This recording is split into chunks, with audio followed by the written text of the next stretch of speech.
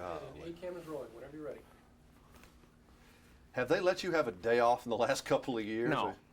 So you don't have any money. You may not even have any money. They say you're making all this cash. Do you ever see you The hadn't Field? seen any of this stuff. I mean, they're giving us catered food, giving you a free hotel room. Yeah. Did you ever see The Field with what's his name, Richard Harris? Yeah. Where he tries to beat back the ocean. That's it for me. I'm the guy with the cane trying to beat back the ocean. Well, have you had any break at all? I mean, like gone off for like the desert and hung out for a week or two, or? I might have had a week in the last 2 years, something like that. Do you need any rejuvenation time? Yeah, sure. Everybody does. Help me. No. I didn't know if it hurts the comedy or helps it to be tired. No, no. Actually, now I'm at the point where it is actually absolutely essential that I schedule that into my time too, and I've started doing that. But it's come fast and furious, and it's been a wild ride. So what but was it's it like? It was so long getting to it that course. I just was, I'm like, fine, I just want to lay some stuff down, while I got some heat. And those late nights at the stand-up clubs probably didn't hurt your, Right. your being able to handle all this. Exactly. What was it like at the end of the day after being the Riddler all day? Pooped? Pooped. Too pooped to poop. Yeah, it was really physically taxing, because it just so much going on at once a lot of the times. There was bombs blowing off and me spinning the cane and trying to think of lines or doing whatever at the same time. And there was a lot of times there was a lot at stake, that I couldn't go back and fix if it didn't go right. So there's a lot of pressure there, but it was still fun. It was a blast. Did you do one take for you and one take for Joel? Yeah, did a lot of that. When there wasn't real big special effects involved and stuff, Joel would always, we'd go through a bunch of takes and then he'd say, okay, we got it, so have fun. Do you ever get like punch drunk, like some fight that's been in the ring with Ali after a while, you're just, almost delirious, and you maybe even get funnier probably? Sometimes. I used to experience that with stand-up, I used to go, some nights I'd just go, I just cannot go down there and do a show. I am absolutely gonna be evil. I'm so tired. And then I'd go down there and have the best set of my life. You never know.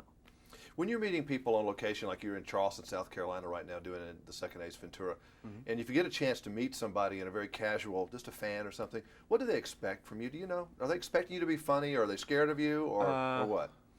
Well, more and more so, they're kind of just absolutely nervous and scared. It's a strange thing. Because I'm not a foreboding person or anything like that. But you're a man of the people. Yeah, it's the overbite.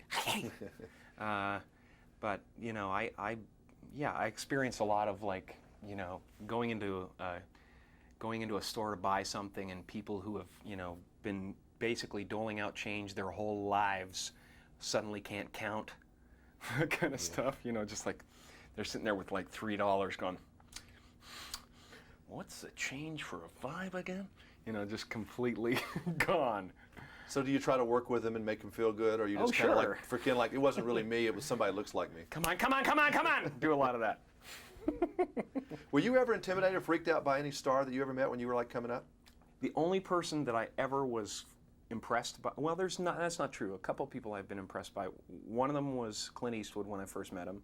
I thought, not because I was like in awe, but because it was just surprised me what a nice guy he was. He just seemed like a great guy. It was a happy surprise, because so many times you run into the guy that you've just revered your whole life, and he's just like, cursing at you. Were you ever afraid that Tommy Lee just might snap your neck and kill you on any one given day? I carried mace, and because he could turn on you in a heartbeat. This guy, I mean, he could kill you. I mean, I've sweated. I mean, I thought he's got everybody scared. In broadcast news, I was like, the guy sweat scene.